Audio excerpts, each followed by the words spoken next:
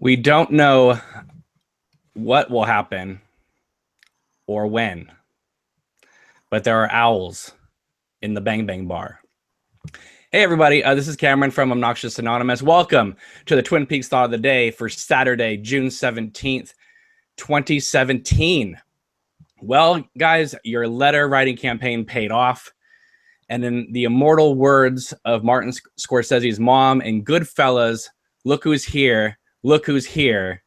It's Emma, the vlog lady herself. Thank you so much for joining. Thank you for having me. It's so great to have you here. So, all right, before we dive into like the Twin Peaks world here, I think people should get to know a little bit about you and your channel. So one, tell us a little bit about yourself, how you came to find Twin Peaks, and then what made you want to start your YouTube channel. Okay, well, I watched Twin Peaks when it first aired. I was about 11 at the time when it started, and everybody watched it at the time, you know, the whole neighborhood watched it. I became obsessed pretty quickly, and I ended up being the only one who kept watching it after it sort of died off a little bit after the Laura Palmer reveal. It became a very important part of my life, and it stayed with me all of the years that it wasn't on the air. I wanted to go to Snoqualmie and everywhere that it had filmed, and I was very interested in David Lynch as well throughout the years, watched all of his movies, kept in touch with the Twin Peaks community online when it was popular, and I eventually started following David Lynch on Twitter, and when the tweet came out that they were going to return to the series, I thought, well, I really want to talk about this because I haven't known anybody over the years who's really been into Twin Peaks, so I thought it would be a good outlet for me to be able to talk about it. So that's it, really. I think it's pretty amazing that so many of us in the chat and those of us who are doing the YouTube videos, a lot of us grew up not knowing that many people who knew about the show, liked the show. You know, I had a small cluster of friends, but we were pretty much it. And so I find it so awesome that all of us have kind of found each other with this, you know, before the new series, but also with this new series. You know, people are discovering that there are other people in the world who, you know, greatly admire this work. And I'm just so glad that while we may not be all in the same room, we're now kind of all becoming in touch with one another. And so it's wonderful, you know, because for a long time, the community was very fractured. It was, you know, we would like Twin Peaks to come back, and then there'd be a whole group of other people saying, no, we don't want it to come back. It was a perfect thing. Let it be, you know, just Lynch has moved on, you know, let it go. And then all of a sudden, once it got announced that it was coming back, it became like, yay, you know, everyone became in the same corner rooting for it. And now you're seeing sort of a fractured thing again between like people who don't like it, don't get it, people who really love it. And then there's the Twin Peaks fans that are right now on the fence. They don't know which way to go because the show is not giving them what they expected it to be. And so that's kind of throwing them off. Much like I compared it last night to, I think this is going to be like the Fire Walk With Me effect, where a lot of fans went into Fire Walk With Me. Some didn't like it. Some, you know, thought it was okay, you know, but it went too far off from the series. Some really loved it right from the start. But now that movie is generally very well regarded and very well liked. And I think the same thing will happen with this new series. No matter what, however it ends, I think that, you know, 5 years, 10 years from now, people will look back on it as the same way people do about Fire Walk With Me. It's like, it was a new thing, it was a different thing, but they're able to go with it a little bit better than maybe just tuning in to Showtime every week, or in your case, Sky Atlantic.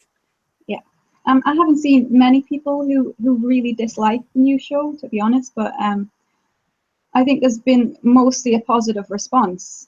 But I think that you're right in that some people have said they dislike it because it's not like the original. It's not what they expected. But I mean, it wasn't like I expected it to be at all, but I still love it, you know.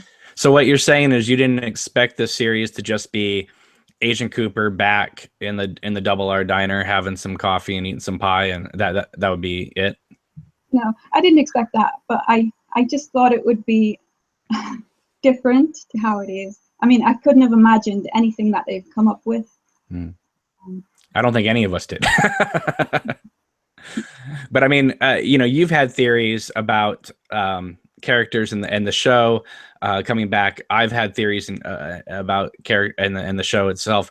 And while I think that, like you said, none of us could have predicted where the show is going, I think that we, as you know, hardcore Twin Peaks fans, definitely had our fingers on the pulse about some of the material. I mean, I knew that in order for this to truly be what it needed to be, they would have to explore the relationship between Cooper and the doppelganger and all that. And a lot of people would say to me, no, they're going to deal with that, you know, before the show even comes back. They're going to, you know, don't worry about it. Cooper will be out of the lodge in the first episode and we'll be back to the way things were and we'll be investigating a new mystery.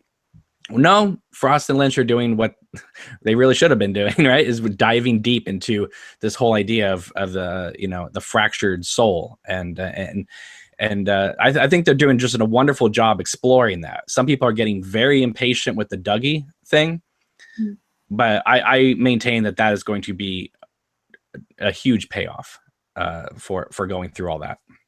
I think one thing that surprised me perhaps was that they haven't allowed for newer audiences perhaps as much as I thought they might, because it's very much geared to everything that former fans know. It's a pretty complex story as well. So yeah, and I mean, I've said this before, but you know, I for a long time I was thinking, well, how are they going to do this? How are they going to bring in the new fans and satisfy the older fans? Are they going to do it sort of like the new Star Wars, where, you know, you bring in new people, but you have them talking with some of the original cast, and then you kind of introduce a mystery that gets weirder and weirder and weirder that finally brings Cooper out of the lodge? Will Cooper even show up in the first, you know, 5 or 6 episodes, or will they build to him? No. Lynch and Frost just begin the series in the Black Lodge, exactly where we left off in the series and in the movie, and it was clear from the very first episode that new viewers are welcome, I guess.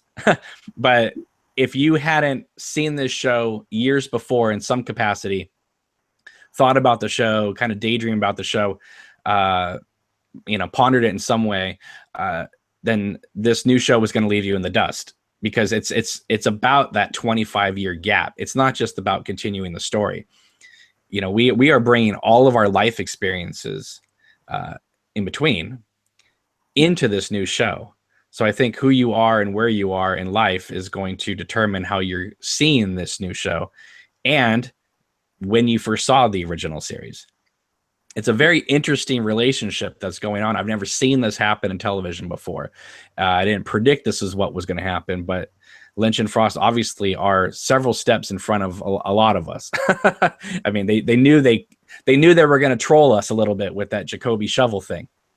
You know, they knew that everyone was going to be analyzing the shovels. So, yeah, I mean, well, let's go back real quick.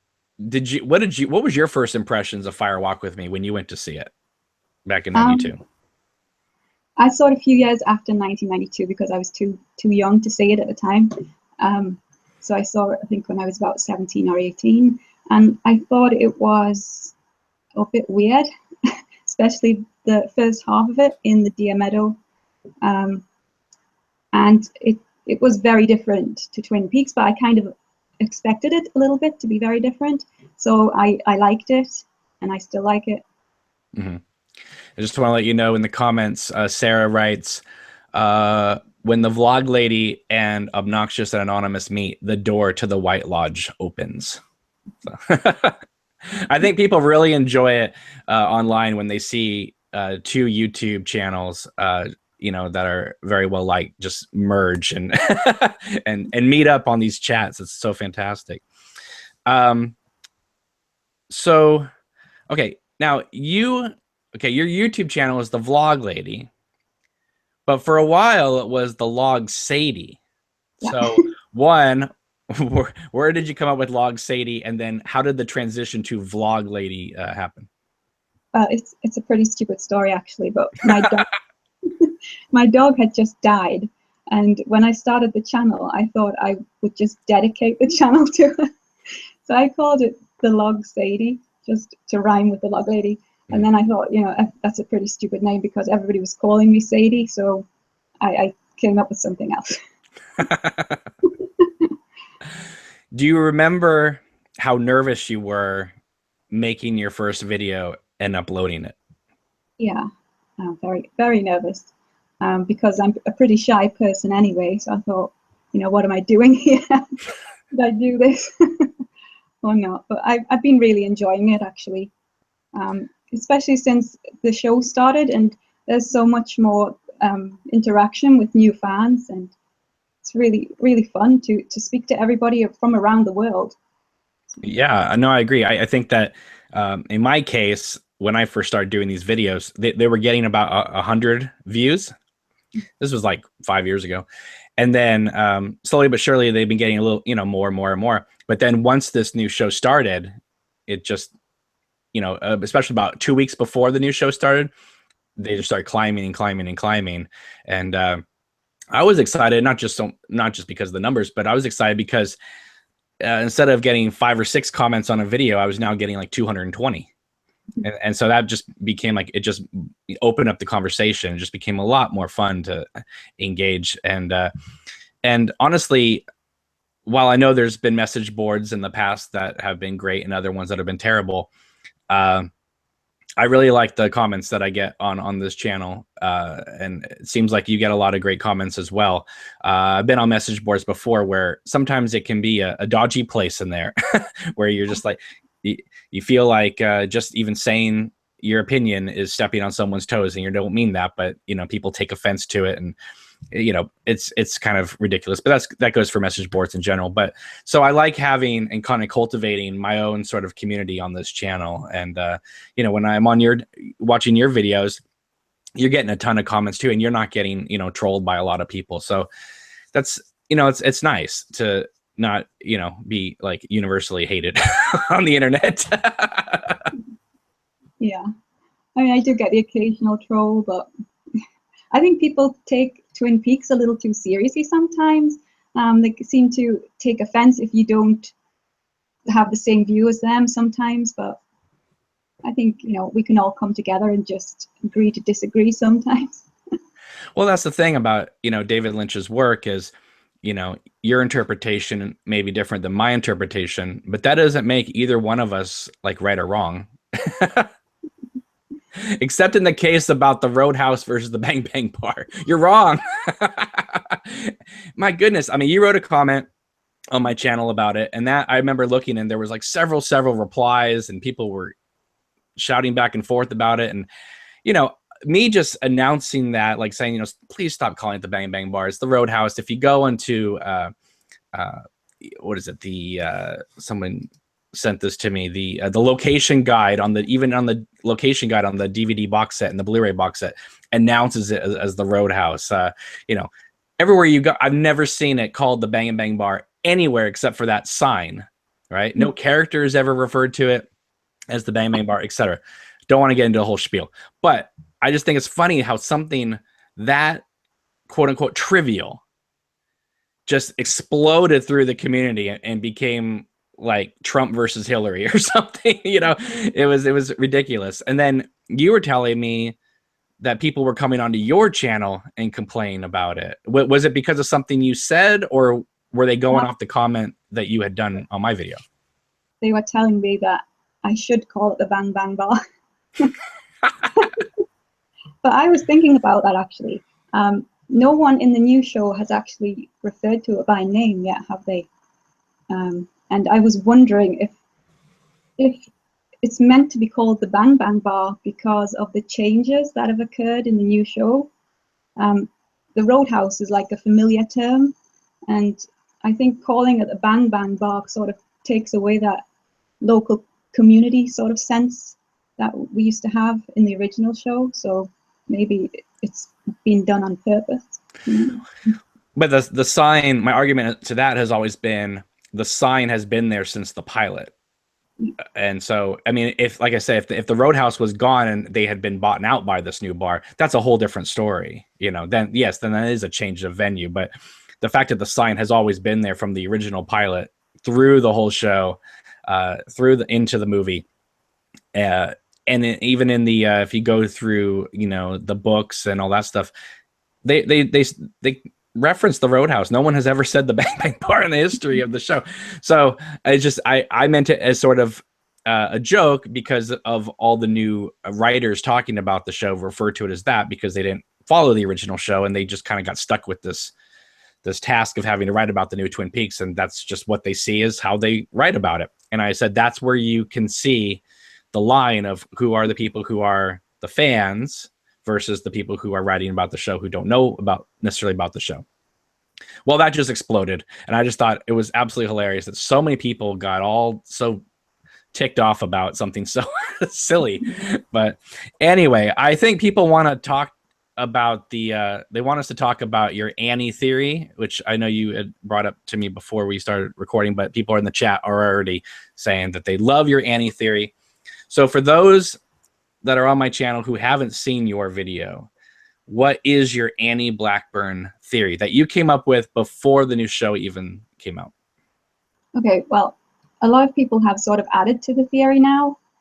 Some podcasts have adapted it and, you know, added a certain aspects to the theory. So I may not be remembering the exact theory that I put forward, but I basically said that Annie could be evil and she could have lured Cooper to the lodge because of the fact I'm crying over here. Just keep going. Because of the fact that her behaviors were a bit odd. You mean a suicidal ex-nun? No, just the way that she spoke to Dale sometimes. They always talked about religion. She was always asking for Dale's help. There was a segment where I said that her behavior at the this Twin Peaks contest, she seemed to wait to be taken by Wyndham as if she knew that would already happen.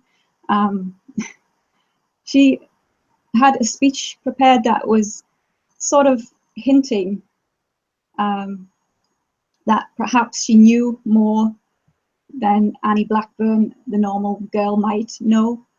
And various other aspects, like the conversation that she has with Wyndham as they are going into the lodge, and Wyndham says that he can feel fear.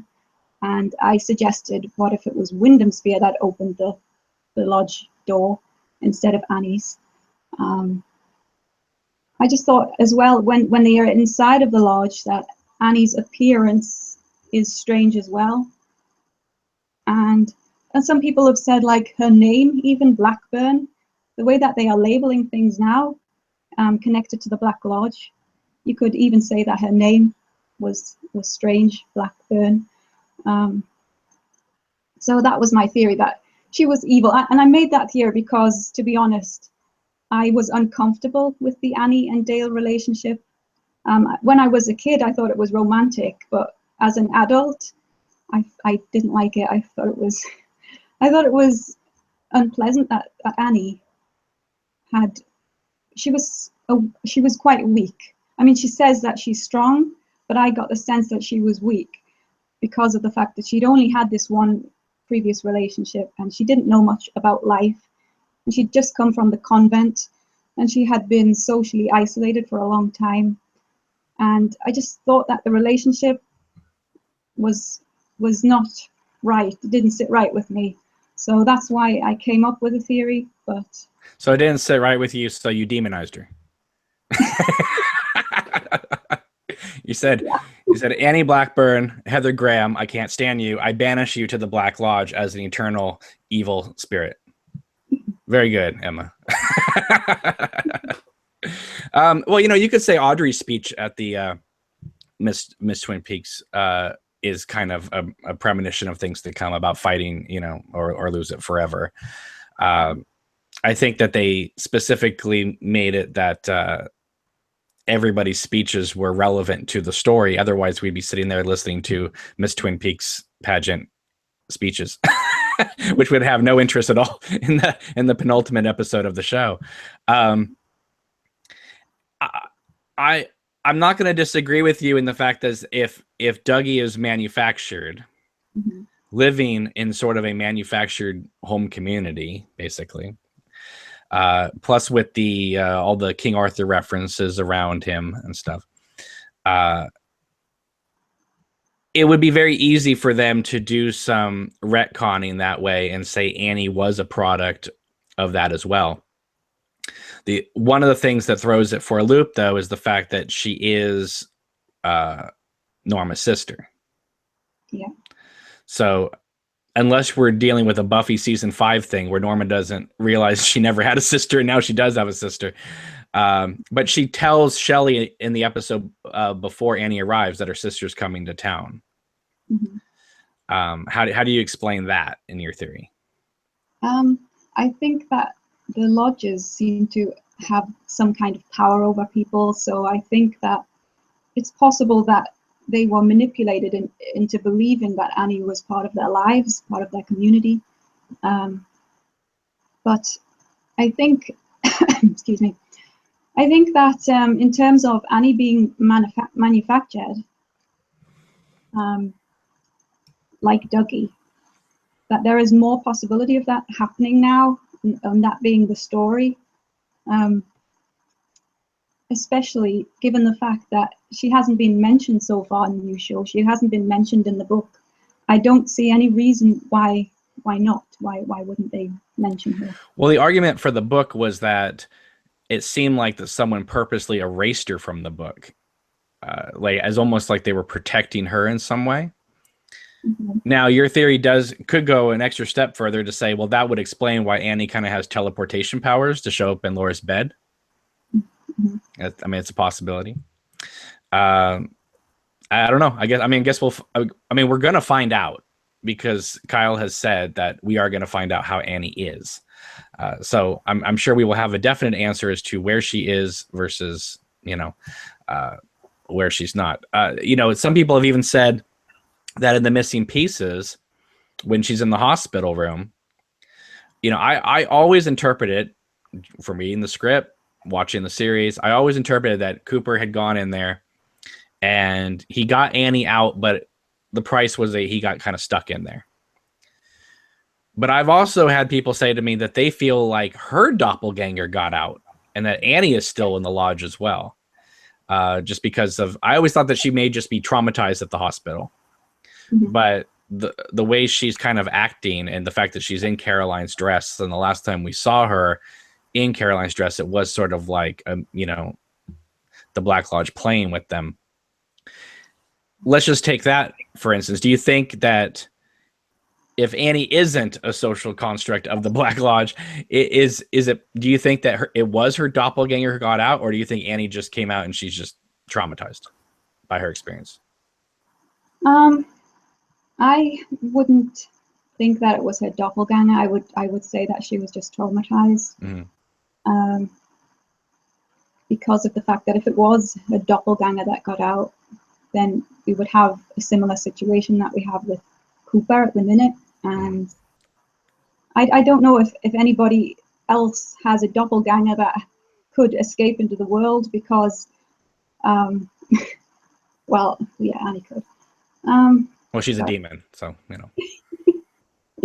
Yeah, I don't know. Sorry, that's my dog.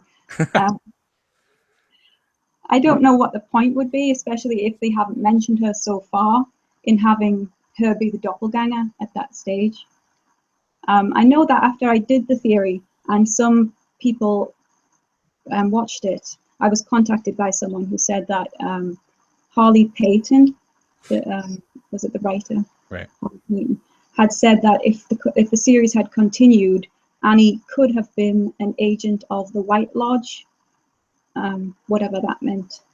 So they could have explored options for her character that possibly made her more interesting to the audience and made the story more complicated, Well, see, that's so interesting that you have this whole viewpoint of the Cooper Annie relationship, and I'm on the complete opposite side.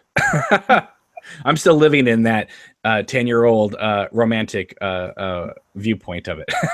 I haven't come to your side yet. But I do want to say we have a comment from Hal in the comment section saying how wonderful it is to see the vlog lady with no edits.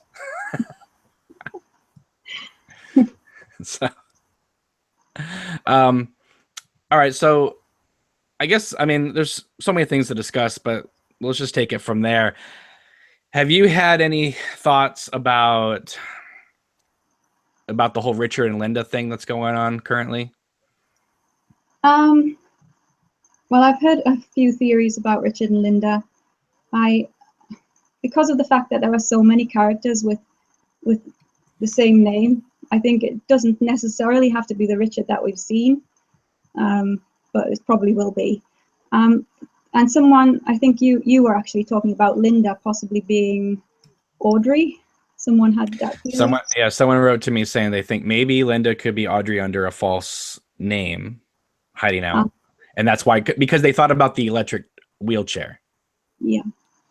Well, I was thinking about the message that the giant gives to Cooper, and he says, 2 birds with 1 stone, which to me implies that Cooper must take action against Richard and Linda. So I don't want Linda to be someone like Audrey, because you don't want Cooper like having to kill Audrey in order to get out of the Black Lodge or Gray Lodge or wherever they are. Yeah. I'm just worried about this little guy Ike the Spike. I worry that he's gonna kill all of them, Janie E, Sonny, Jim, and Dougie, and Cooper's gonna have to. I just have this feeling that Cooper's gonna have to go back through the lodge in order to get out through Glastonbury Grove, and that could be a way to get him back in the lodge. Is they kill him and then his spirit goes back into the telephone pole or wherever.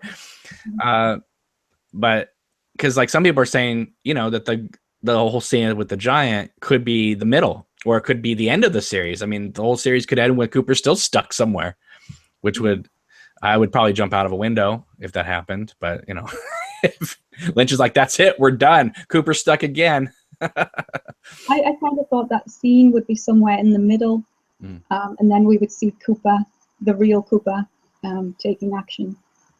So. We have a comment. Dirty Boy Sing to God says, do you, Emma, have any theories on Mr. Strawberry and why he was unavailable at that moment in time? Well, at first I thought it was some sort of kinky thing that he was just, teasing the detective, but then somebody pointed out that Mr. Strawberry is connected to the color red, and it could be something more to it than that. So. Do you think Philip Jeffries has evolved into a black box? I've heard that theory. I don't know. It would be kind of weird, but not unexpected, I guess. But I thought it was weird that they just continually mention Philip Jeffries and that he's such a huge part of this new show. I didn't expect that at all, and I didn't expect to hear Major Briggs mentioned so often, or for him to be a part of it either. Well, he was a fairly large part of the book, but I mean, that really doesn't mean anything that they were going to bring him in. But when I saw Don Davis's floating head in that outer space, wherever they were, that was very surprising. I kept thinking we were going to see a planet of cream corn out there and see the origins of the Black Lodge. Yeah. So, I just have to ask you this, because this is a crazy question, but as you know, people in the community, you know, we watch Twin Peaks. We don't know a lot of people who watch Twin Peaks or David Lynch films. So when the time comes when you're dating or you're married and your significant other says, so what is this Twin Peaks thing you've talked about? And have you had that experience of sitting someone down and showing them the series or the movie or any of David Lynch's work and having it backfire? No. but just nobody's been interested. That's what I mean. It backfired. There's probably a ton of guys in the chat right now going, I'll watch Twin Peaks with you, Emma. I'll watch Twin Peaks with you. So, well, because my silly theory was that Richard would be the product of Audrey and the Doppelganger, and that Linda would have been the product of Cooper and Annie. Because, you know, then it would be two birds with one stone. But then where do you go with that? You know, it's kind of a hard thing to comprehend. Like, okay, that's a great like revelation. Now, what do you do with that? In regards to the Richard character, I mean, I'm very interested in him, in his psychology. I know that a lot of people had an extreme reaction to that first scene he was in, but I kind of find him really interesting, and I want to find out what made him this way. I thought you were going to say you found him very sexy.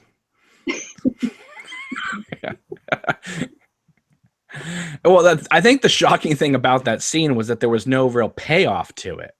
You know, he's got this young girl by the throat saying these like unspeakable things to her, and then it just cuts away to, to another scene. Like there's no like James Hurley, you know, rescuing her or anything that would suggest, you know, get out of the roadhouse, get out of the Bang Bang bar, you know, wherever, you know.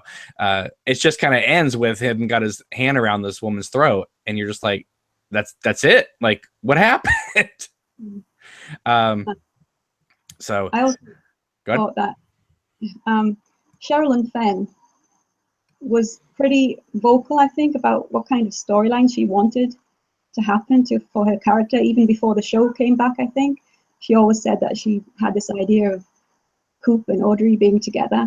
So I think to have her, if she is playing Richard's mother, I think that is kind of a hard storyline for her to have been given, you know. It's pretty nasty. So I would prefer Richard to be someone else's son, like Ben's or Jerry's.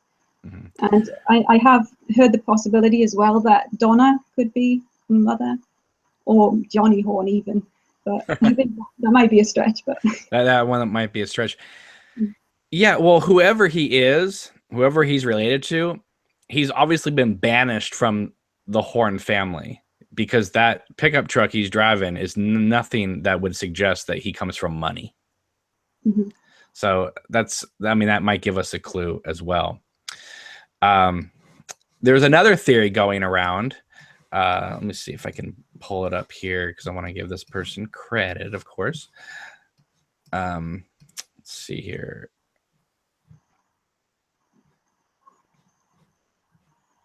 Okay, Song Aid sent this in early this morning, saying that what if the giant, or 7 question marks, is Cooper as an older man? So his thing is, you know, he's Cooper older and from the future. This could be Cooper transformed or ascended. I don't know. I never heard that one either, so just throwing it out there. That's a lot of people evolving and changing. Meanwhile, Al Strobel is just walking around like he's lost in a supermarket in the Black Lodge. I wanted to ask you something, actually. Okay. I know you did like a controversial review of The Secret History of Twin Peaks. Oh, Jesus. Yes. I just wondered if your view of that book has changed since the show started, because a lot of what I read in there seems to be tying into the new show. So it wasn't as separate as to be honest, the book really turned me off in many ways. Not because it wasn't what I was expecting. I frankly was really bored with it.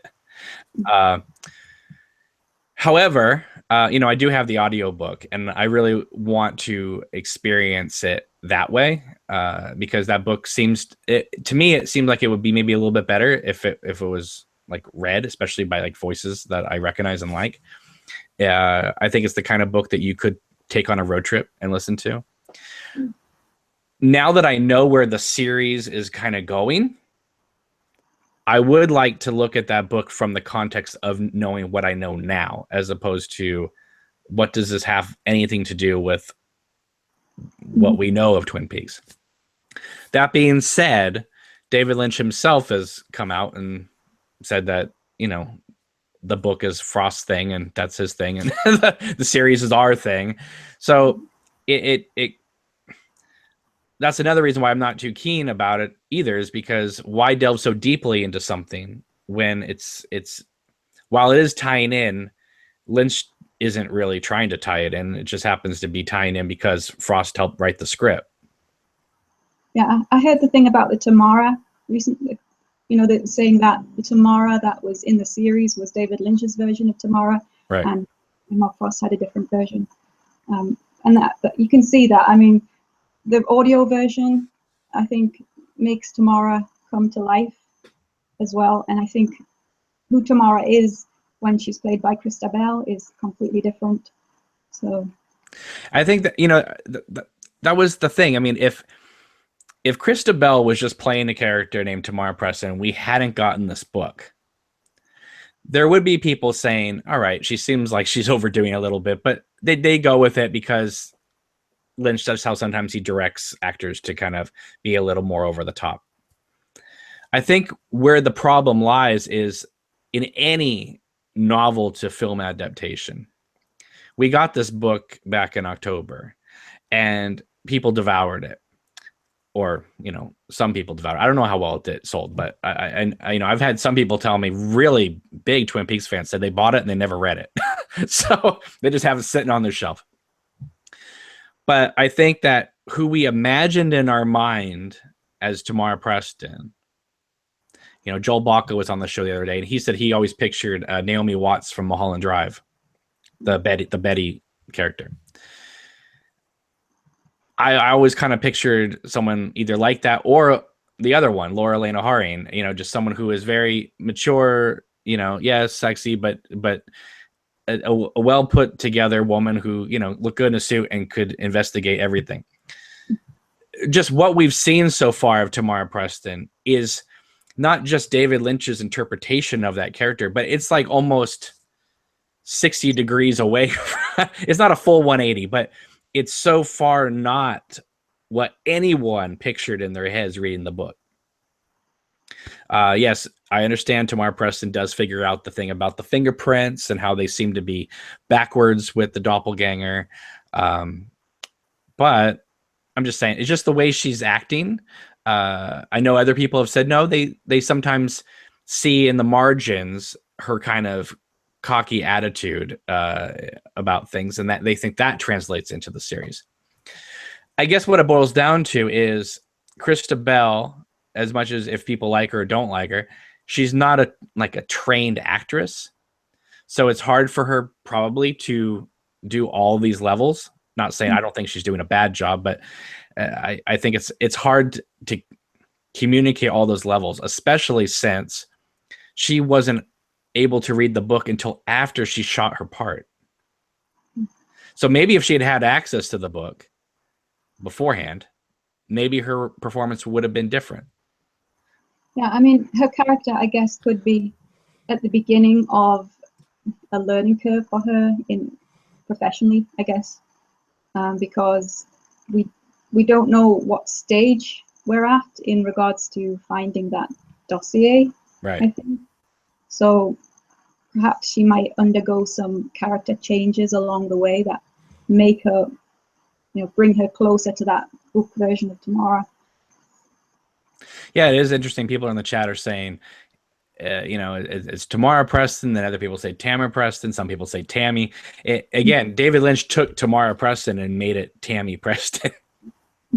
So he even like altered the name a little bit just for that. One thing about, I think, the new series that throws some people, and I think, again, this is all going to pay off, but we're 6 episodes in. We're 1/3 through this new series, which is amazing in unto itself, right? One, we still don't even know where we're going in this new series. A lot of TV series, you kind of know the arc and where we're going this far in. but they just keep introducing more and more characters into this and not going back to the previous ones, right? In the first episode, we have Matthew Lillard's character who is in jail for this murder. We have Ben and Jerry having a little scene, and then we later get in episode 2, we get James. But so you're introduced in that first 2-hour premiere that subsequently got split up. You kind of think, okay, these are going to be kind of the main players as we're being introduced to more people, but a lot of them have never even come back. I was wondering about that, like which of the new characters that we've met can we as an audience invest in? I guess that Sheriff Truman might be one, and maybe Janie, but a lot of the others, we just haven't seen enough of them or enough of their story to really feel for them as characters like we might have done with the original show and the original characters. Well, that's the other thing. I think the lack of Badalamenti music also doesn't bring in that warmth, right? And I completely agree. If there is a fault at this moment, again, we don't know how it's going to play out, but at this moment, the fact that we're not even given enough time to really get involved with certain characters. They show up, they're in a few scenes, maybe one scene, and they're gone. By not allowing us to get involved in them, it kind of makes us look at this new series movie sort of like almost like a Stanley Kubrick film, where we're watching the events play out, but we are 1 or 2 or 3 steps removed from what we are watching. So we're kind of watching ourselves watching this show, and we're kind of looking at these characters not as characters to fall in love with or gravitate towards, but almost like a God presence, where it's like, in Fire Walk With Me, when Norma and Shelley are in the double R and the camera's high above and we're looking down on them. It's the same shot at the end of Fire Walk With Me when Laura and Cooper and the Black Lodge and the angels there, and we're high up above. It seems like that's almost the perspective we're getting in this, not necessarily the high above, but that kind of, we're looking at these people as if they're specimens in a petri dish and not full-blooded characters. Right. Mm-hmm. I mean, the way the trailer or that teaser introduced Tracy into it made it. I got tricked. I thought maybe that was Tamara Preston. No, she's just going to be killed in the first episode with Sam. And like again, that they showed the character of Sam sitting in the chair staring, and we were thinking, oh, is that going to be, a Horn? Is that going to, no, he's just another victim. I mean, maybe they'll get back into them a little bit more, but. I just think that a lot of the characters are that they're interesting to watch. I'm enjoying the performances. Everyone's doing really good, but I kind of look at them as just like players on a chessboard, and not, in the original series, you really feared for Shelley's life with Leo in the first season. It's great to see everyone back. But it is hard to just completely worry about who's going to live, who's going to die, because it seems like at any snap of a finger, Lynch and Frost could kill off anybody or have someone win millions of dollars at a casino. There's like it's just the chance of life. It seems like it's not, you could be a little boy and just cross the crosswalk and get plowed down. Or, you could completely lose your sense of self, and like Dougie, and be guided through life by everyone. Come here, this way, Dougie. This way, Dougie. So some people, Cooper as Dougie is having the best luck all the time. Like no one's mugged him. He just keeps winning money, going to work. His boss might yell at him, but in the end, he exposes this fraud. Meanwhile, a little boy playing with his mom gets run down by a truck. So I don't know. I was thinking about the deaths that we've had so far, And whilst they've been horrifying because of the fact that we don't know the characters too well that have been involved, it just seems to be a lot of gruesome violence that we're seeing rather than being emotionally connected to the death scenes. Well, I mean, I guess the boy getting knocked over was quite disturbing and horrifying to watch, but at the same time, because they're not characters in the story, they're just, I felt like almost like the audience, or I watching that, was part of like the group that was watching that scene, and sort of distanced, and not like Carl Rod like going over and being part of that scene, but like watching it from an outside perspective. Yeah, I know. I agree. I think it's. I brought this up last night, but when Dougie Cooper sees Sonny Jim in the backseat of the car, and he has that tear that comes down, the music that plays underneath that moment is the same music that plays when Carl Rod goes to comfort the mom and the boy, and the spirit goes up. So is it possible that maybe Dougie Cooper, is it future, is it past? Did he look at Sonny Jim and feel the pain of the boy that was going to get killed later? There is there a connection? And it's because sometimes music is there to bring a connection where some people might not see it originally. I mean, do you think, where are you in this Rancho Rosa thing? Are you someone thinking it's in the past, it's an alternate reality, or is it just happening at the same time as everything else? I originally thought that it was just happening at the same time as everything else, but the more the series has gone on, the more I'm like getting convinced by the theory that it might be a dream world sort of thing, and that's what Cooper has to wake up from, because of the fact that lots of things about that world that he's in don't seem quite right. I mean, Janie, for a start, she seems kind of not fully dimensional. You know what I mean? She's not quite a normal person. I don't think her reactions and the way she speaks and the way she treats people is something that I'm used to seeing. And the boy, he didn't speak for a long time, and then suddenly he started speaking. And what was the first thing he said when he spoke? Something about brushing his teeth, I think. Right. And that was the last thing that Cooper said, or the doppelganger said in The Missing Pieces. I haven't brushed my teeth yet. Yeah. So, yeah, I mean, I agree. I mean, I love Naomi Watts, but the way she just says, you go up there right now and you say goodnight to Sonny Jim. It's all Sonny Jim. It's so weird of a name, Sonny Jim.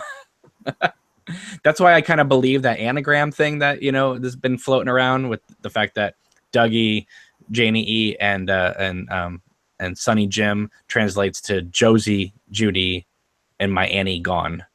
Because it's so Janie E. It's so weird. And I don't know who said this to me, so I apologize. But I think a really interesting thing is, what is the relationship between this Dougie and Janie E? Because they're married, but they've never kissed. She acts like a older sister than a wife.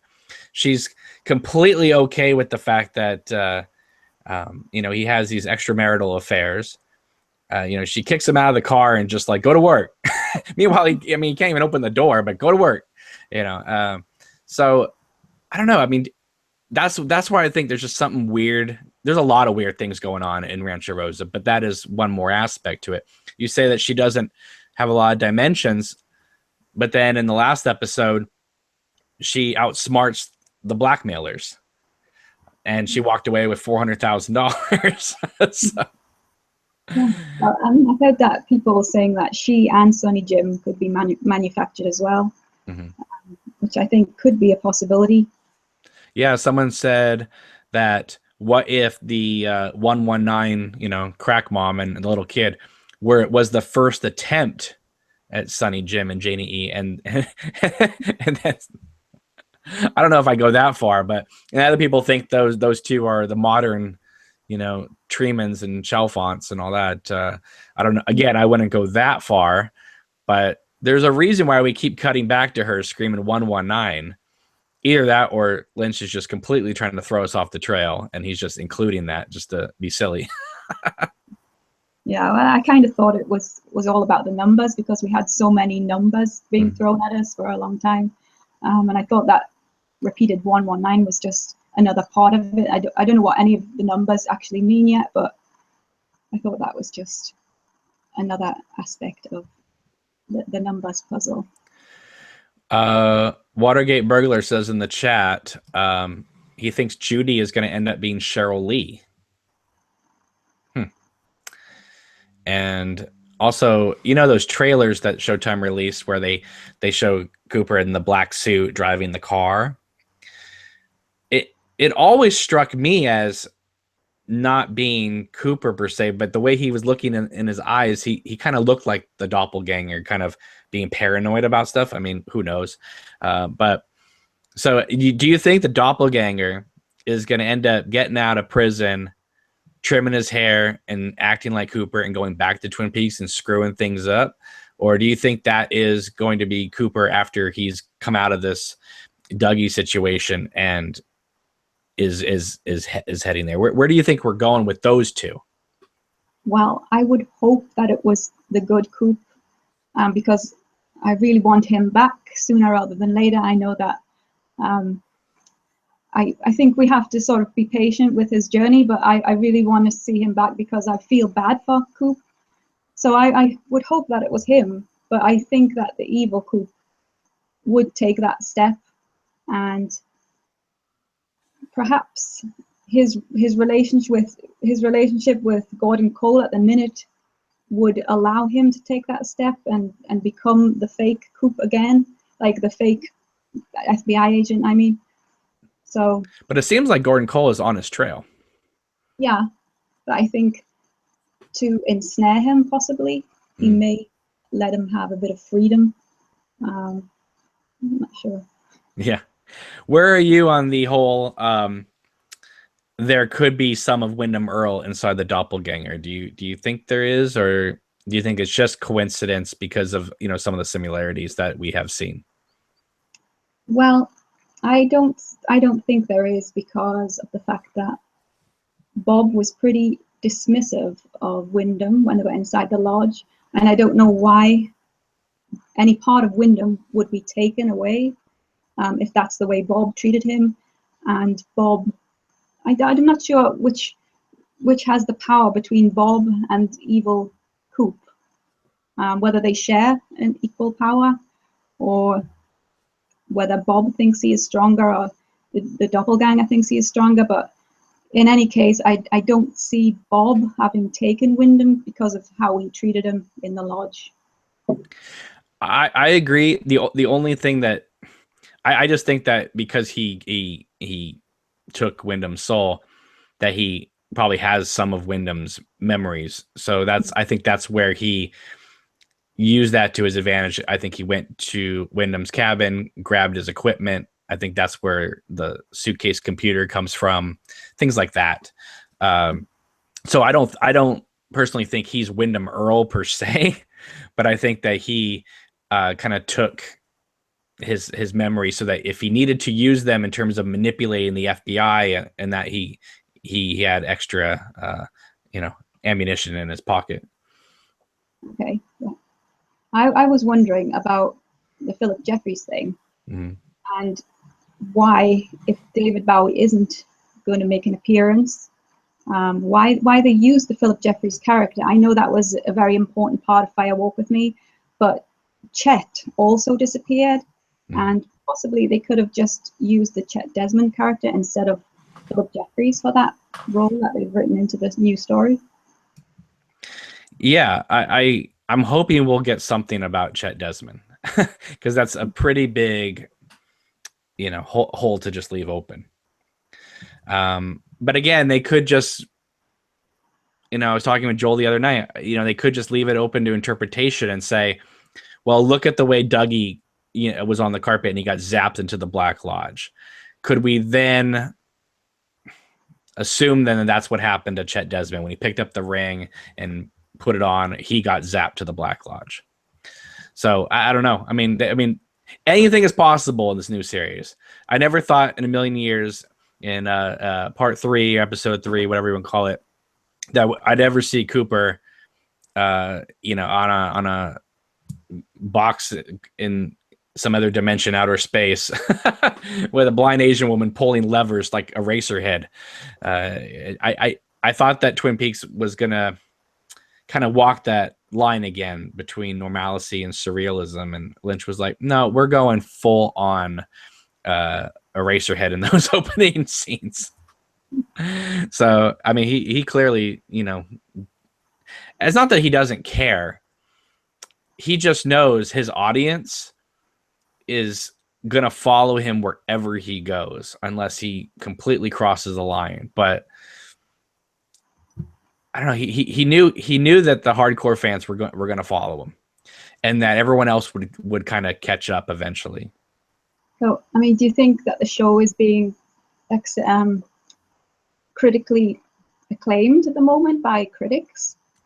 I think for the most part, it is, just because a lot of television critics have to sit through a lot of television, and no matter if they like it or don't like it, it is giving them something new that they haven't seen in a lot of television. So I think that just by itself makes it exciting to watch. And every night, every Sunday night when the new episode comes out, and Monday, I mean, all the big outlets are churning out reviews.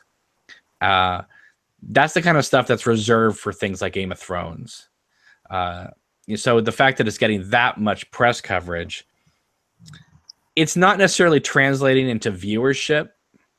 I think, Showtime's numbers on the watching it live are falling week by week, but the streaming I believe is pretty steady. I'm not sure if it's growing, but it seems to be pretty steady.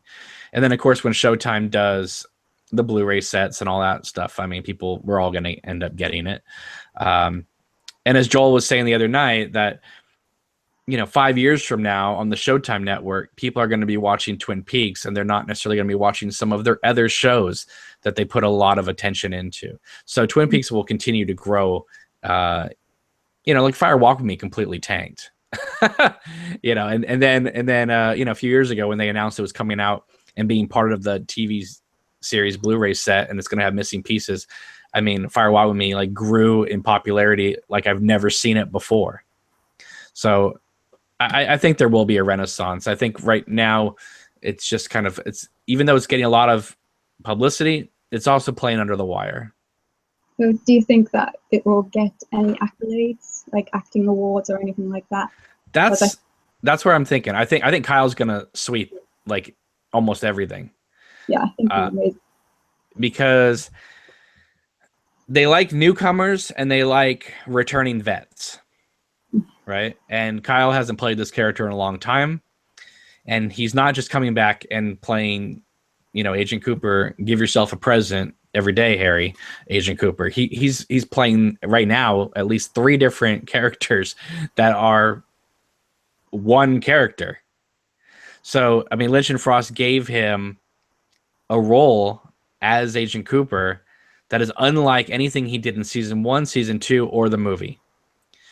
And most actors are never given that with a role that they played, many years ago. I mean, there's so many levels he's asked to act upon that I think I saw the other day somebody saying that they feel like this was a present that Lynch and Frost gave to Kyle because he hasn't been able to kind of flex his acting muscles in this way in a long time, if ever. And he's really showing people that he has the chops, and he'll probably get a ton of work after this and not just play, doting husband number 5 on the newest ABC soap opera. So, I mean, I hope so. But that's the only character so far, or the only actor so far that I can say that about, because he's the one that has the most screen time. Everybody else is kind of in there for a few minutes and they're out. I think we might be going to see a lot of Laura Dern, just because of the entrance that her character made and because of the importance of Diane. And I think that there is a strong possibility of that being a romance as well. Are you okay, as a longtime Twin Peaks fan, to have Diane come into the show? Well, I was thinking about that before, actually, and thinking about the scene of Cooper and the missing pieces, when everybody kind of makes fun of that scene when he's acting slightly out of character. Mm-hmm. You think about it now and think about Laura Dern as Diane, I think it makes a little bit more sense, because he says something like, "You've changed your hair," or something like that, and she's wearing a wig when we see her. So perhaps she's the kind of woman that changes her appearance like daily, and that he was, making fun of her. I think that Lynch casting Laura Dern as Diane is a couple things. One, I think it's fan wish fulfillment.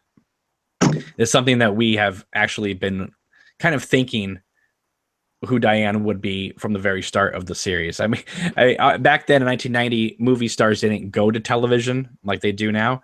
So Laura Dern being in it is not a possibility. I always thought that maybe that was why Diane was always off screen. Yes, it was kind of a joke that she was always off screen, but I also thought that was a way of Lynch saying the role is yours, Laura, when you can do it. And then when Fire Walk With Me came out and Diane wasn't there either, I thought for sure Laura Dern would have been in the movie. Then obviously she wasn't. But I also think that if she had been anyone else other than Laura Dern or Naomi Watts or someone of that nature, I think there would be much more of a fan protest about like, oh man, why are you showing Diane? You know, it's kind of a great mystery. But it's Laura Dern, it's Kyle, it's her, it's Lynch, it's Blue Velvet team again. Everyone's on board, pretty much. I haven't seen too many people upset about it. But the people who probably are upset about it are those people that I'm sure you've seen over the years that would say that Kyle or Agent Cooper was crazy and that Diane was a figment of his imagination this entire time, which always just stupefied me whenever I heard people say things like that. Like, what are you talking about? How could you even question if she existed? She mailed him stuff all the time.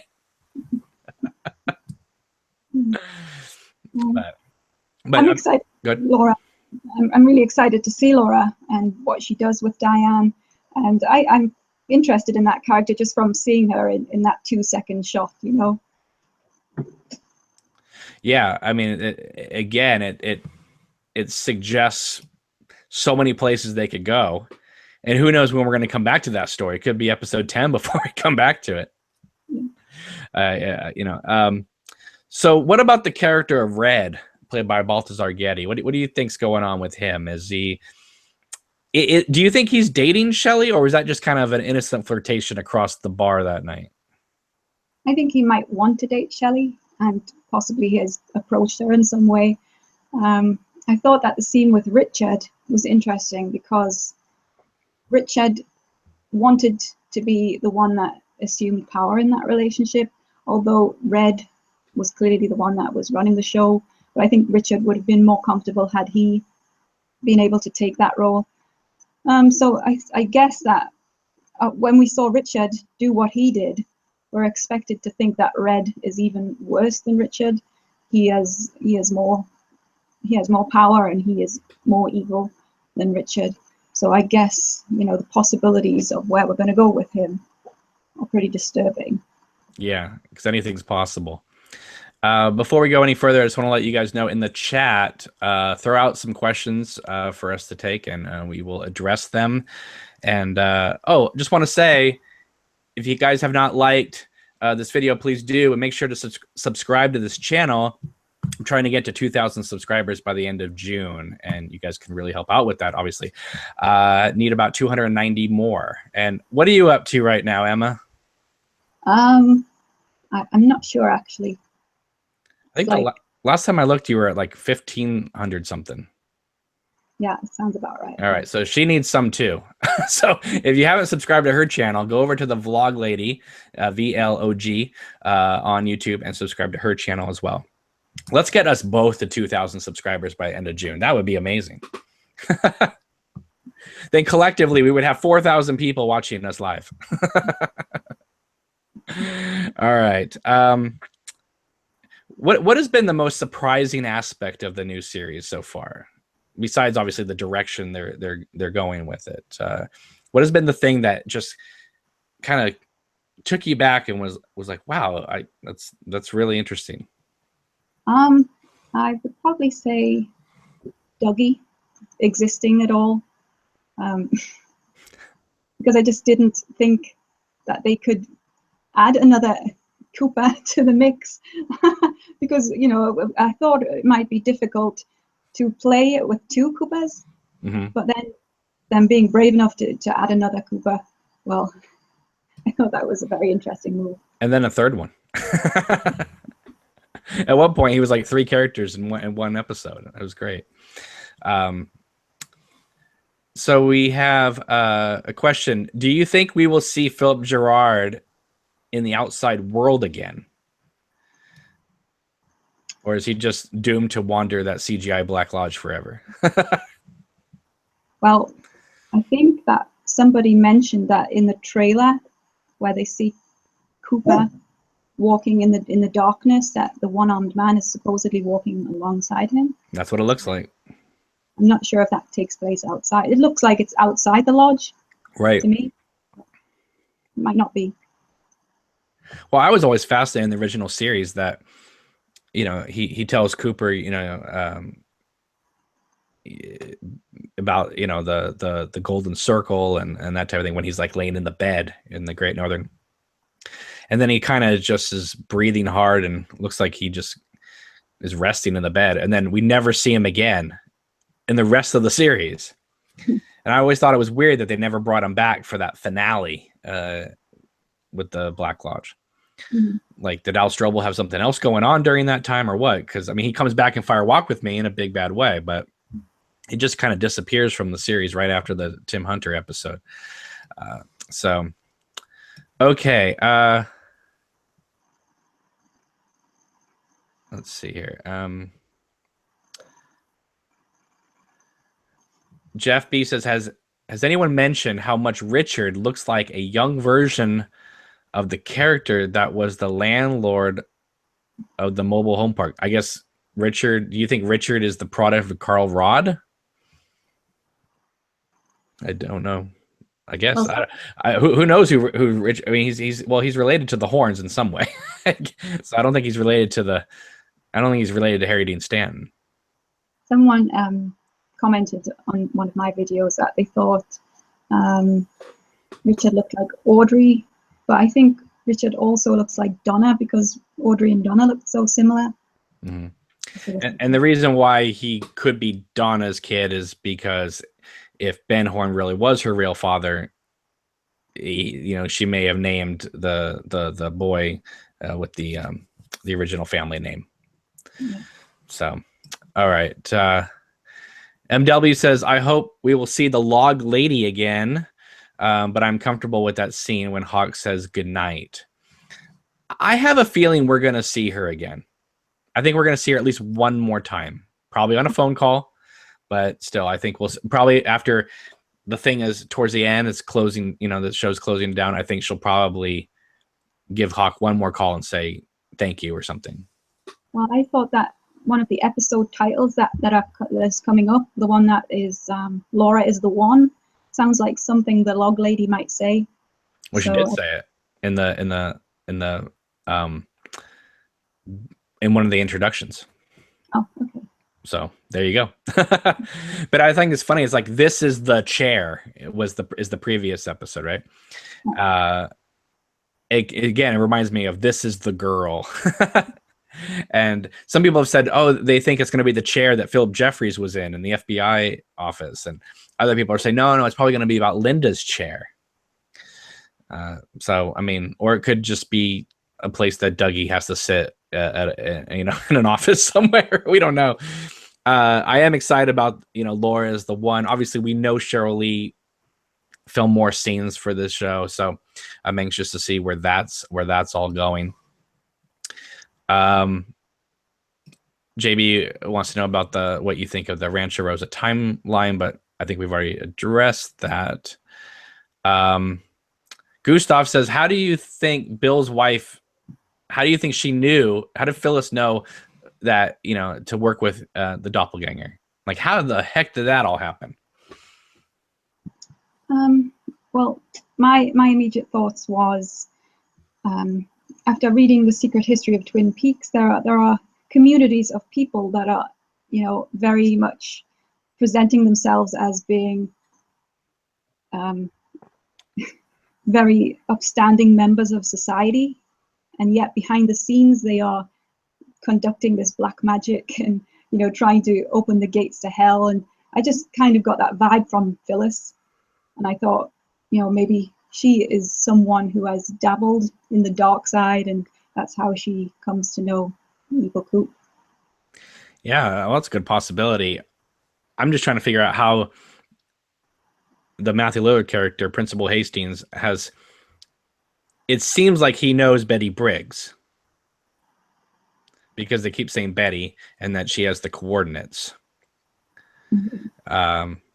Obviously, we don't have any concrete proof on that, but it seems to match up, especially since Ray knew her and the doppelganger was trying to get to Ray to find out what he found out from this Betty. But I'm trying to figure out, like, when the doppelganger is going to make his move in the prison, because, as I've said in other videos, he downloaded the blueprints to the prison when he was in the motel room with Daria. Mm-hmm. He knew that Ray had was told that he had transported these guns across the state line and got picked up by this prison. And so when he got arrested, no, he didn't mean to crash his car, but when he got arrested, he had the machine gun on him. So it was like a deliberate attempt to maybe get arrested to get put in the same place where Ray is so he could access this information. But he's been kind of put into an isolation chamber. And after the stunt he pulled with the phone, I don't think they're going to let him out in the general population anytime soon. So I don't know, how is he going to get to Ray and get this information?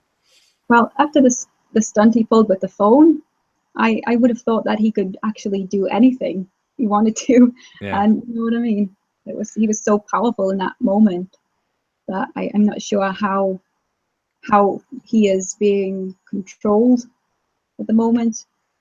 So yeah, I mean, I actually thought he was gonna zap himself through the phone because it was connected to the wall. But then I thought, well, then that would just put him right back in the Black Lodge, and he doesn't want to go there. So. Well, it reminded me a lot, that scene, of the moment in Fire Walk with Me when Cooper looks into the camera and he goes into the room and sees himself on the screen. Mm-hmm. So he was like in two places at once. I'm not quite sure what was happening in that scene in Fire Walk with Me, to be honest, but it reminded me of that when I saw Evil Coop staring into the screen where the officers were. And I thought, is there a possibility that he is like outside of himself, that he is in two places at once? Well, also when Philip Jeffries, who has been kind of zooming around time and space, shows up in the office, he points to Cooper and says, "Who do you think this is there?" So, I mean, he's already having this feeling that there's more than one there. William says he had a nightmare about Michael J. Anderson the other night. I think we've all been there. Let's see. Hal says, in a town like Twin Peaks, no one is innocent. He's referring to perhaps Phyllis. But she's not in Twin Peaks. She's in South Dakota. Let's see here. So, do you think they're using the script for the 9 episodes and they're just slowing everything down to crank it out to 18 episodes, or do you think that they actually wrote 18 full a full movie and then they broke it down to 18 episodes? Because you have to admit, they are definitely taking their time with some of these scenes. Yeah, I think that they just wrote it and then they had to see how much episodes it would take, Right. It does feel like a long movie at the moment. So, but I think there is sort of a thing of, well, since they knew they had more time, then they could really stretch out certain moments. They didn't have to just move it along, hey, be thankful it's 18 episodes, because if it was 9, we'd only have 3 more to go and then we'd be done. So Frank wants to know, do you think we will see more Ray Wise? Of course we're going to. I'm not going to just show him in a chair. After all the publicity Ray Wise did to help bring the show back, always talking favorably about it, always saying he'd be happy to do it. Even telling Lynch about, we should really go back, and Lynch telling him that the town is still there, Ray. I would fail to believe that they would just stick him in a chair in the Black Lodge and that'd be it. well, he's asked Cooper to find Laura. So I think that, we may return to that moment and see some kind of reunion with Leland and Laura. Do you think my theory is completely nuts, suggesting that Laura is going to be living by the end of this show? Not completely nuts. I think just slightly. I understand. I think that there could be a possibility that Laura will exist at some point outside of the lodge, but for her to exist forever, for her just not to be dead anymore, I don't see how that can happen, because that is against the laws of nature and everything. I think it would be strange for Laura to be given life again. The argument is this, that when she sees herself in the painting in Fire Walk with Me, that she actually switches places with herself, and that the doppelganger of her came out. And so it was the doppelganger who got killed, not her. And so she is still in the lodge. Because when she says to James, your Laura disappeared, some people are saying that could be a clever way of retconning that, and not just suggesting that his idyllic version of Laura is not there, but that that good version he fell in love with is in another dimension somewhere. Okay. But we see the doppelganger in the last episode of the series, don't we? She's in the lodge with Cooper. Right. So she would have to return.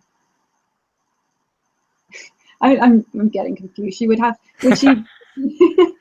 Would she exist in the lodge if she was dead? Well, Leland died and he was in the lodge. Yeah. But Leland's doppelganger didn't die. Right. So well, yeah, he was walking around. I did not kill anybody. Yeah, you didn't, doppelganger. It was the other one. Let's see here.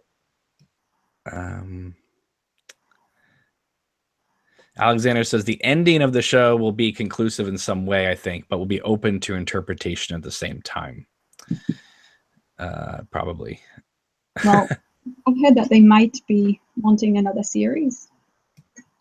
That's what Kyle wants. We'll see if Showtime takes the bite, but I really do think that they plan this as sort of to be a one and done thing. And then obviously if they got interest and Lynch wanted to do it, awesome.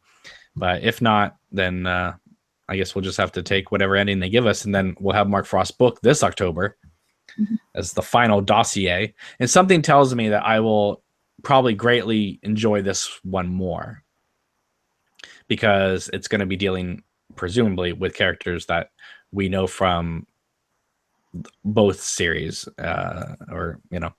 it's weird because this is really a movie split up into a series, but it's being shown as a series. So I refer to it as a movie and a TV series at the same time, this new one. But I don't know. I think this new book that Frost is doing is going to be, I think he wasn't allowed to publish this one first, because I think it was going to get into a lot of stuff that Lynch and Showtime, or probably just Lynch, didn't want out there into the world. But now after the show's over and we've dealt with it, and a month has passed, drop the book, and now people are going to want to find out answers. Hopefully they don't leave us with another cliffhanger. I don't think they will, because the season 2 cliffhangers were created as a way to try to get ABC to renew it again. I think that if they knew that they weren't going to get picked up, they probably would have done more of a closure type of thing, but then we wouldn't be getting this new series because people would have been like, okay, that was nice, it was over, and moved on. But the fact that they ended it with all those cliffhangers, and then the movie didn't answer those cliffhangers, they just expounded upon them. I think that's what built that momentum, especially with the 25 years thing.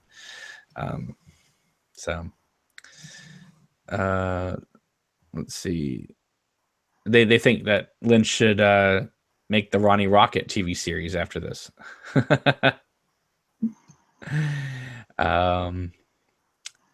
William says, what if Cooper gets possessed by Laura's angel and she can help him win the lottery whenever he wants and fills out papers perfect, but he has to change his name?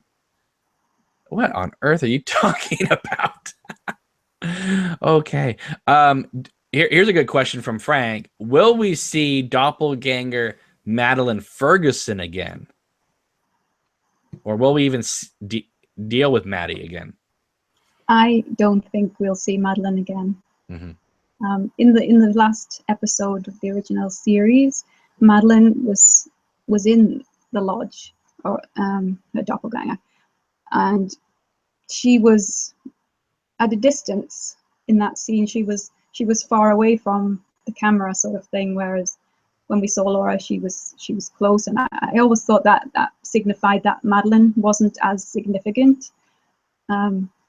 And I think Laura is supposed to be the special one, and that she has some, she was part of some greater plan, and that Madeline was just someone who got caught up in that, and she happened to look like her.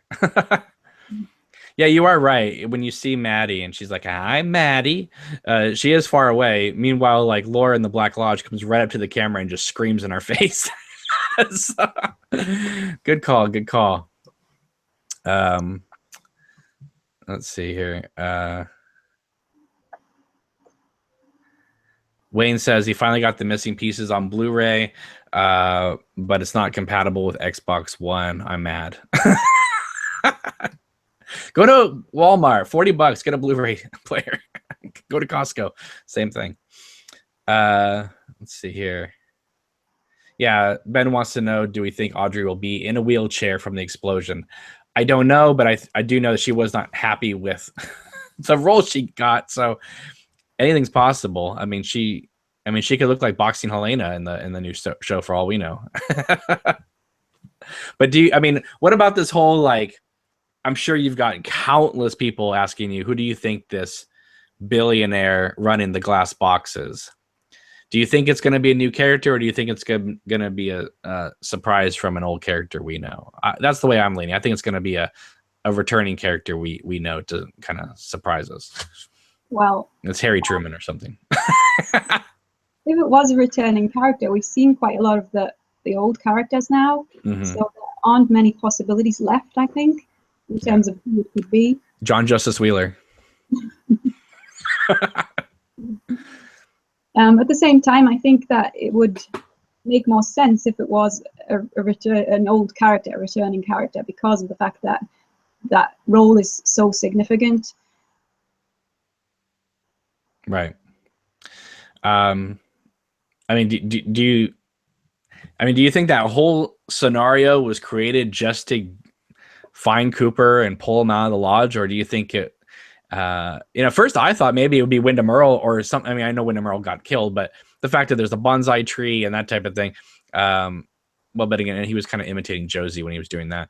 So maybe it's a Packard, or something that is trying to experiment with just pulling some sort of demons out of the Black Lodge, like you were saying, people, high in society that had kind of dabbling in the mystics. I don't think it was designed just solely for Cooper. I think he just happened to find a way out. Yeah, I think it was designed more for the evil aspects that they could bring out into the world. And regarding that, I keep wondering about that thing that killed Sam and Tracy. and where that went to after it killed them.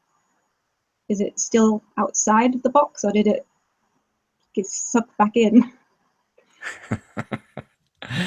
Dirty Boy in the comments says the secret billionaire will be Dick Tremaine after his lawyer won him billions in compensation after being attacked by the pine weasel at the Great Northern Hotel. That would be amazing. I want Ian Buchanan in this new show, but I don't think his character probably is not the right fit for the tone they're going for. But I would love it. I always loved Ian Buchanan as Dick Tremaine. He was just the greatest pompous ass you've ever seen.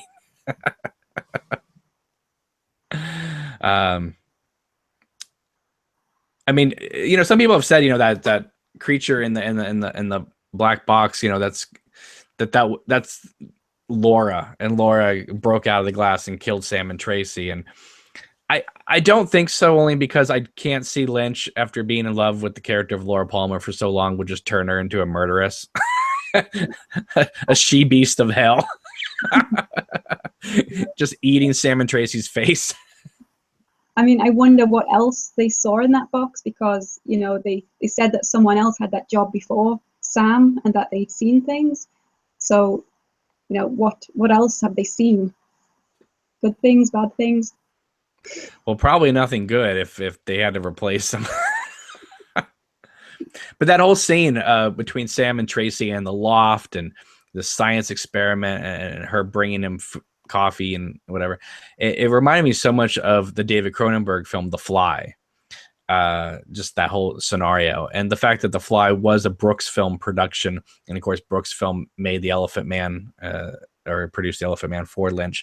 There seems to be more than most of his work, there's a lot of callbacks to his other films in this. Even so far of Kyle standing on the balcony overlooking the ocean in the purple room scene.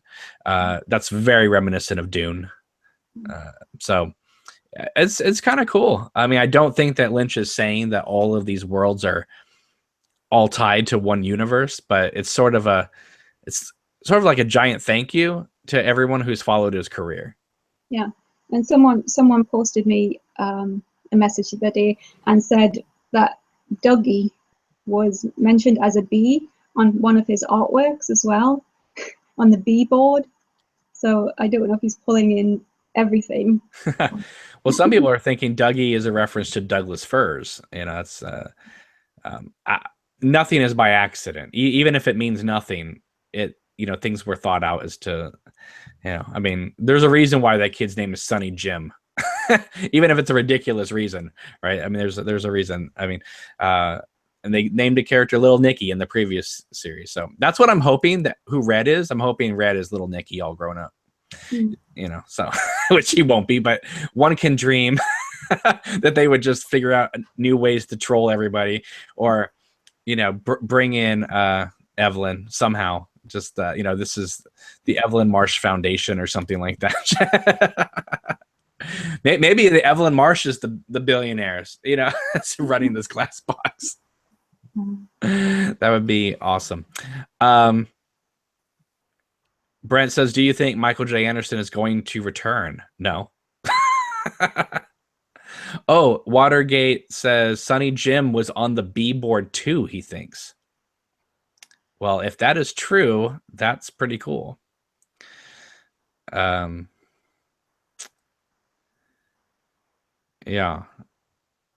So but I am pretty optimistic that Michael Onkine will be in this thing.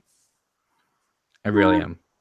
Well, I hope so, because I mean, why mention him so much? They didn't need to really say he was sick. They could have just said that he had retired or something, Right, definitely. Okay, guys, if you have any last questions, throw them out there. I don't want to keep the vlog lady here all day like some of our guests that show up for 3-4 hours. So I appreciate her taking time out of her busy schedule. Hopefully you'll come back. Hopefully this wasn't too traumatizing experience and you're not like Annie Blackburn saying, the good Dale is in the lodge and I can't leave the obnoxious anonymous channel. Write it in your diary. Yeah. I mean, I love watching your chats. I think they look like great fun when you have quite a lot of people on and everybody can contribute. So. And I've tried for a long time to get you on. And you're always like, I'm busy. I can't do it. And finally, she said, I'll do it. So fantastic. It's been absolutely wonderful. I've been a big fan of yours for a long time. So, all right, here. Okay, question. DMill222 says, what's the reaction in the UK for the new season that you've seen? To be honest, I haven't seen anything outside of the internet, so that there hasn't been anything in any magazines. There's been maybe a few articles about like Naomi Watts and Amanda Seyfried just before the show started, but nothing really since. I haven't seen anything. I haven't seen much in the like TV guys or anything, or any press or any newspapers. It's been pretty quiet, but I think the internet was where it's all at. Dirty Boy says, do you have a favorite episode in the original series? Lonely Souls is my favorite episode. So that's episode 14, the one where Maddie's killed. Yeah. Do you own like all the variations, like the gold box set and the Blu-ray set? Do you own all of those or no? No. Because the gold box set had a different cut of episode 14 than the television version or the Blu-ray version. It's very weird. I don't know how that happened. I want to figure out who made that who made those decisions to change the episode. They added like 2 shots right before Leland kills Maddie. It's very peculiar. At first I thought, well, is this kind of like the unrated version of the episode before the censor? No, because there's nothing violent in it. It's just 2 extra shots of right before he chases Maddie, and it's so weird. And then the Blu-ray restored it back to its original television version, but it is bizarre. I have to just ask you, while people are throwing in their last questions, did you really like the missing pieces? Were you a fan when those came out? Yeah. I think some of them, were obviously left out for a reason, but I think a lot of them are worth watching. So I quite like seeing the Norma and Ed scene in particular. That was quite touching. Yeah. But things like the Josie scene with her and Pete, and talking about the wood was kind of pointless, I thought. Yeah. Kyriako says, Vlog Lady, are you Welsh? No, I'm Geordie, which sounds a lot like Welsh. Oh, okay. She's now offended. Apologize. Okay. Everyone in the chat is praising episode 29, the final episode. So yeah. Dirty Boy says Laura on the stairs with that close up of her smiling is his favorite scene that got cut. It is quite a moment, and it's actually more cinematic than some of the scenes that are included in the final movie. It's kind of like, oh my goodness, you lost that. I could have taken out them talking to the guy in Deer Meadow about, you can go see Irene at the bar. We could have cut him out and put that Laura smile in the film. No offense to that actor, but I would have rather seen Laura smile than, it is night. I think that Laura scene, though, was quite similar to when she was talking to Harold, and Bob appeared, so I don't know if that's why they made that cut. When she does that, when she grabs Harold and says, "Fire, walk with me," and she has that smile, Laura needed definitely to brush her teeth as well. So, MW says, what are your expectations for episode 7?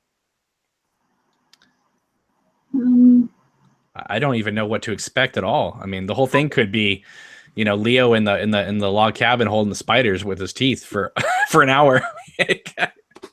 Yeah, I haven't known where they are going each episode that we've got. Right. So I just can't predict where we might go in the next one. Exactly.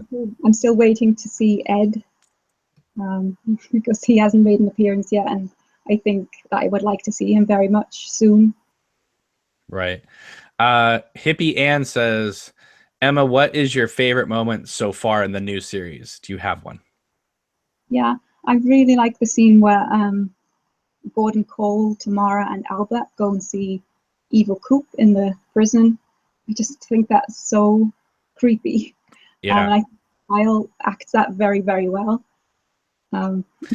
Yeah, that sinister smile when he's just like, yeah. Right. And then I think that scene with the next scene too of Gordon and Albert in the all literally blue rose scene. It's all blue. I think that is so well acted. And Lynch is not a professional actor, and yet there was depth to the performance. Same thing in this scene with Denise. It just Lynch definitely either has taken some acting classes, or I think maybe his acting on Louis and other shows kind of helped, get him more comfortable in front of the camera. I always thought he was great in front of the camera, but now it's like a real performance. It's not just Lynch, shouting his lines at Mitch and Amick. Hal says the line is, her name is Irene and it is night. Nothing good about it. That's from the Fire Walk with Me. Let's see here. Wayne wants to know, do you think James Marshall or James Hurley goes back to Wally's bar often? Yeah, he goes there every night pining for Evelyn and his lost love.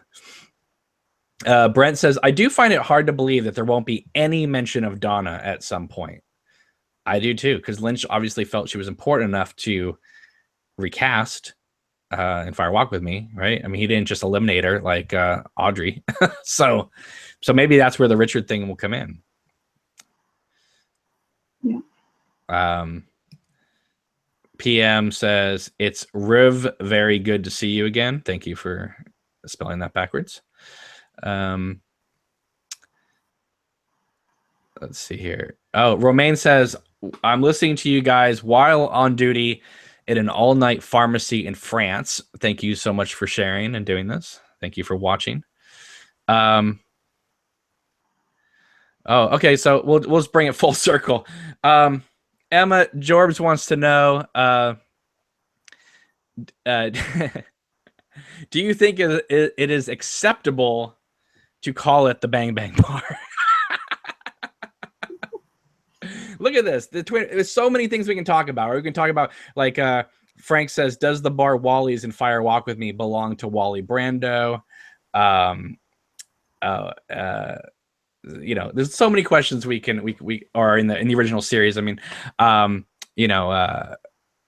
there's so many things to discuss, and yet for some reason, every time I do one of these, one of the most common questions coming into the chat is it Roadhouse or is it Bang Bang Bar? And I mean, my stance. I'm just, but I mean, if you look at any book, any literature that is put out by Lynch Frost Productions, by the Gold Box, by the Blu-ray set, by the original series, it always says the Roadhouse. It never says the Bang Bang Bar. Now, if you want to call it that, that's fine. But just saying it's across the board. No one has ever said.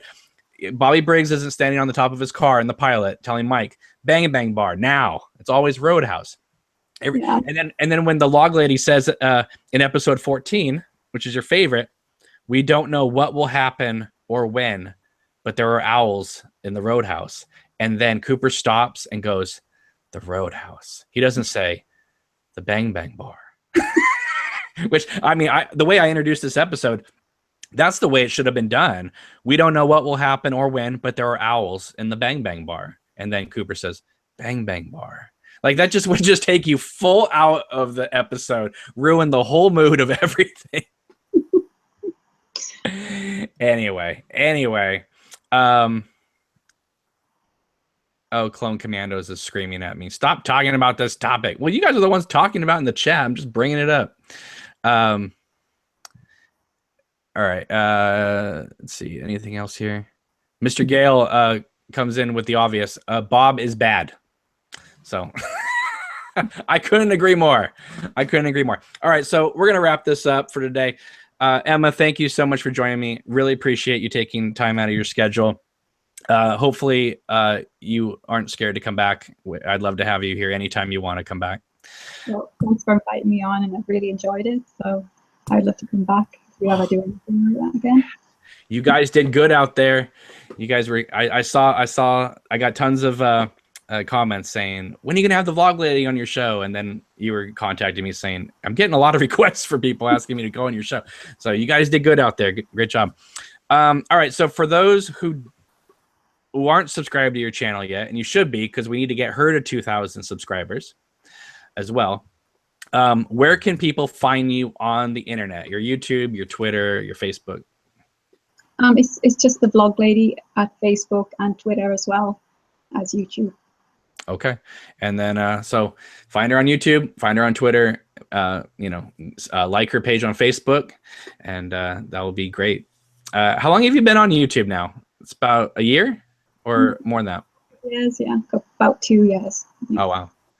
And when did you make the switch from, because the Log Sadie, yeah. So this is a recent thing that you changed it to Vlog Lady. Yeah, I think at the beginning of the year I changed it. Yeah. Okay. Well, guys, you know what to do here. You need to like these videos, share them, and subscribe to this channel as well. Need 2,000 subscribers by end of June. Have 290 left to go. Please help us out. All right, guys. Well, you guys take it easy. We will see you next time. Thank you very much for watching. Really appreciate you guys taking the time out of your busy schedules as well and watching the Twin Peaks Thought of the Day. So have a wonderful rest of the day, and I will see you next time. Take care.